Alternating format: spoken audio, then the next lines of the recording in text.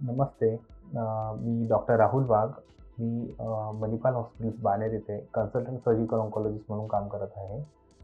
आज आपण एका महत्त्वाच्या विषयावर बोलणार आहे. ते म्हणजे तुमच्या अशा 5 सवयी ज्यामुळे तुमच्या कर्करोग होण्याचा धोका वाढू शकतो.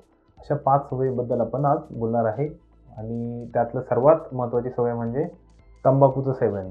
तर तंबाखूचं सेवन वेगवेगळ्या प्रकारे आपल्या देशात केलं जातं. म्हणजे तंबाखू तोंडाद्वारे खाल्ली जाते, चघळली जाते. त्यानंतर ते सिगारेटमध्ये स्मोकिंग केली जाते आणि अशा विविध प्रकारे तिचं सेवन केलं जातं.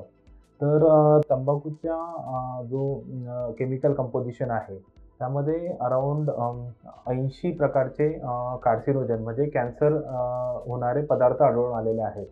तर डेफिनेटली तुम्ही जर तंबाखूचं सेवन करत असाल, तर तुमचं कॅन्सर होण्याचा रिस्क खूप मोठ्या प्रमाणात वाढू शकतो. आणि तंबाखूमुळे जे कर्करोग होतात, त्यात सर्वात महत्त्वाचं म्हणजे तोंडाचा, त्यानंतर अन्ननळीचा, फुफ्फुसाचा आणि पोटाचे, लघवीच्या मार्गाचे कॅन्सर, हे सर्व कॅन्सर होऊ शकतात.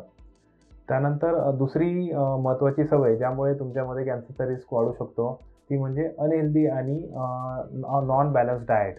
तर नक्की आता अनहेल्दी डाएट म्हणजे काय? तर तुमच्या डाएटमध्ये फायबर्स म्हणजे जे तंतू असतात, त्याचा अभाव असेल किंवा तुमचं डाएट खूप जास्त प्रमाणात प्रोसेस्ड असेल, म्हणजे त्यावर खूप जास्त प्रमाणात प्रक्रिया केलेल्या आहेत. त्याचं सॉल्टिंग केलेलं आहे किंवा वेगवेगळ्या प्रकारचे प्रिझर्व्हेटिव्ह टाकलेले आहेत. तर असं प्रोसेस्ड डाएट असेल, तर त्यामुळे तुमच्या शरीरामध्ये विविध प्रकारचे कॅन्सर होण्याचा रिस्क डेफिनेटिव्हली वाढू शकतो.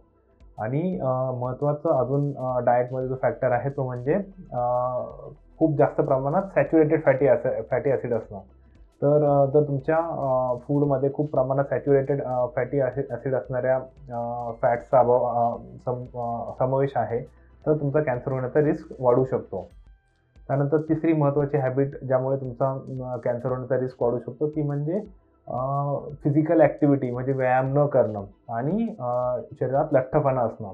तर ह्या 2 अशा गोष्टी आहेत ज्या एकमेकांवर डिपेंडंट आहेत आणि लॅक ऑफ फिजिकल ॲक्टिव्हिटी म्हणजे व्यायाम न केल्यामुळे तुमच्या शरीरामध्ये लठ्ठपणा होऊ शकतो आणि लठ्ठपणामुळे शरीरात विविध प्रकारचे कॅन्सर होऊ शकतात. जसं लठ्ठपणामुळे स्त्रियांमध्ये ब्रेस्ट कॅन्सरचा प्रमाण वाढू शकतं. त्यानंतर पिशवीचे जे गर्भाशयाची जी पिशवी आहे, त्याचं कॅन्सरचं प्रमाण वाढू शकतं. आपल्या जी पित्ताशयाची पिशवी आहे, त्याचंही कॅन्सरचा इन्सिडन्स वाढू शकतो. स्वादुपिंडाचं जे कॅन्सर आहे, त्यांचंही प्रमाण वाढू शकतं. पुरुषांमध्ये पुरुष ग्रंथी म्हणजे प्रोस्टेटच्या कॅन्सरचं प्रमाण वाढू शकतं. तर हे सर्व कॅन्सर इनडायरेक्टली फिजिकल ॲक्टिव्हिटी न करणे आणि लठ्ठपणाशी संबंधित आहेत. त्यानंतर चौथी महत्त्वाची सवय ती म्हणजे दारूचं सेवन करणं. दारू म्हणजे अल्कोहोलचं सेवन करणं. तर अल्कोहोलचं सेवन कोणत्याही प्रकारे तुम्ही केलं असेल, तर त्यामुळे विविध प्रकारचे तुम्हाला कर्करोग होऊ शकतात. जसं तंबाखू सेवनामुळे तुम्हाला तोंडाचे, अन्ननळीचे कॅन्सर होऊ शकतात, तसेच अल्कोहोल च्या सेवनामुळे पण तुम्हाला तोंडाचे, अन्ननळीचे, जठराचे, त्यानंतर आपल्या लिव्हरचे किंवा स्वादुपिंडाचे कॅन्सर होऊ शकतात.